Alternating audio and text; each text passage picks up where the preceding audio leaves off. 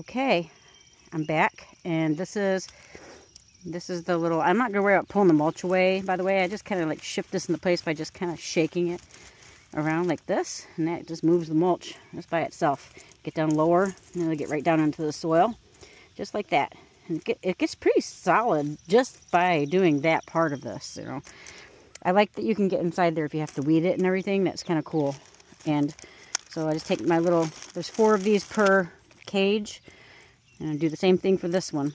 I'm going to put this in here and find the bottom one and stake that down into where I shifted all that soil around. And do the same thing over here. And yep, like this. Get that, make sure it's in the actual cage part so it'll keep it down. There you go. Feels good. And then over here, same thing, right here. Take it right there on the edge of that one and press it down. And same thing over here. Almost done with it. That makes for a really solid rabbit-proof area here until this little guy or girl, whatever you want to call your plants, gets more mature. You know, they don't tend to go after the more mature plants. And this one was a last year's planting, but it was still pretty stunted. I think the rabbits were chewing on it last year too, and I just didn't realize how much they were.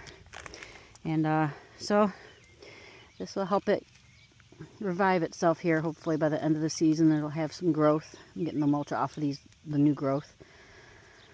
And then yeah, that'll come back and look nice. So here you go. There's that. And then oh, and my magnolia is getting a second wave of blooms here, which I thought was pretty neat because this spring we had that frost that killed all the blooms and stuff on all of our ornamentals, all of our trees and stuff, you know. So it's nice seeing this. And this is the Jane magnolia. Has some really pretty blooms. So I'm really happy to see that. And it's not just those 3. There's more coming up. So it's got a flush of blooms coming up. That's really special to see. Okay, well, that was the end of that video. I thank you guys for watching. Sorry about my hand in my glasses. I'm getting used to doing this videoing stuff. Try to get used to the way I'm speaking to you. And also, you know, I like to be funny sometimes. So hopefully you can, it's cringeworthy, but, you know, you can just kind of go along with it. But I'll give you as much information as I can. There's my emergency stuff done for the day officially. Got my 2 cages on my plants, so I feel better now.